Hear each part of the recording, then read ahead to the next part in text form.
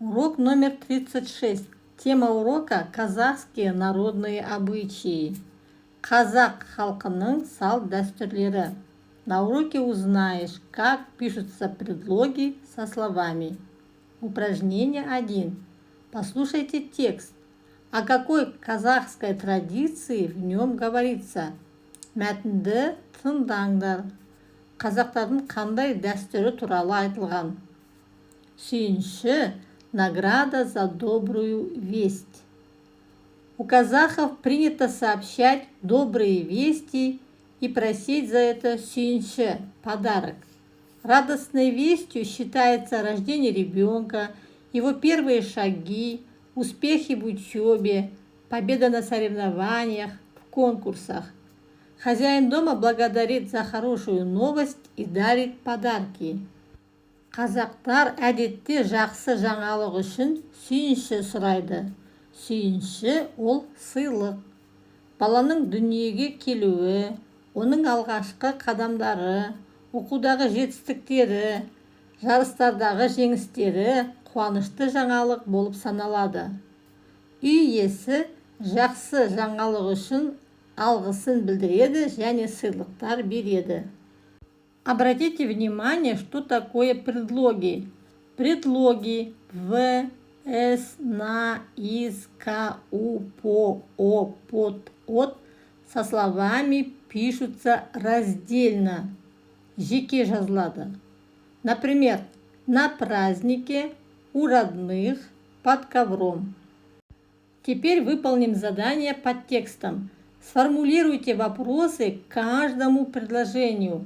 Әр сөйлемге сұрақ құрастыр. Задайте их одноклассникам, послушайте ответы. Сыныптастарыңа сұрақтарды қой, жауаптарын тыңда. Бірінші сөйлемге сұрақ.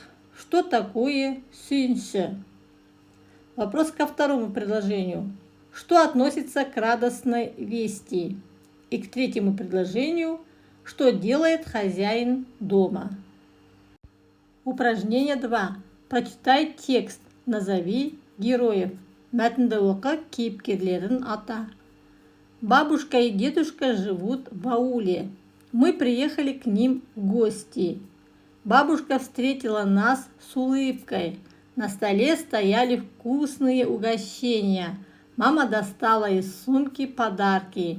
Я подошел к дедушке и поздоровался. Все были очень рады встрече. Әжем мен атам ауылда тұрады. Біз оларға қонаққа келдік. Әже бізді күлімсіреп қарсы алды. Үстел үстінде дәмді тамақтар болды. Анам сөмкеден сыйлықтарды алды. Мен атамның жанына келіп сәлем бердім. Барлығы кездескенімізге мәз болды. Теперь выполняем задание. Назови выделенные слова. Что ты заметил? Выделенные слова в, к, в, с, на, из, к. Это предлоги. Они пишутся со словами раздельно. Жеке жазылады.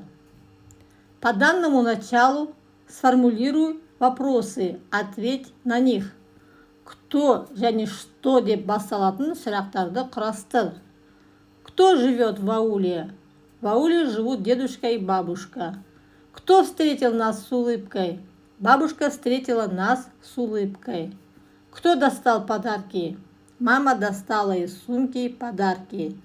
Что достала мама? Мама достала подарки. Что было на столе? На столе были вкусные угощения. Упражнение 3. Прочитайте. Найдите правильное объяснение казахского обычая. Сүйінші, бата, жеті ата, сәлемдесу, шашу, құттықтау.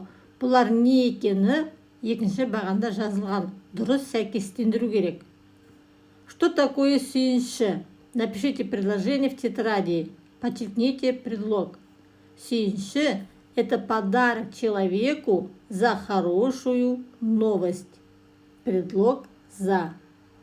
Енді қалай сәйкестендіргендеріңді тексерейік. Бата – это благословение аксакала. Сүйінші – это подарок человеку за хорошую новость. Сәлемдесу – это приветствие.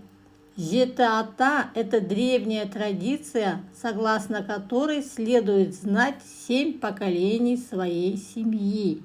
Шашу – это древний обычай, когда с добрыми пожеланиями бросают конфеты или монеты. Құттықтау – это поздравление. Упражнение 4.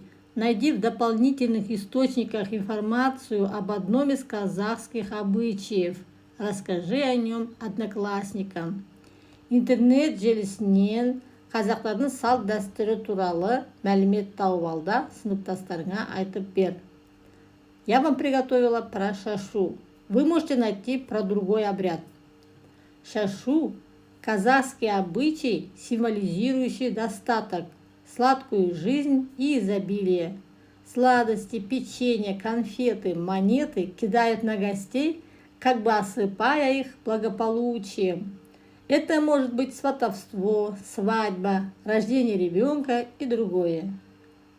Упражнение 5. Объясните, как пишутся предлоги со словами.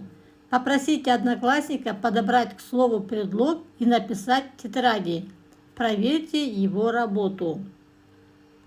Бірінші бағанда берілген предлогтарды екінші бағандағы сөздермен сәйкестендіру керек.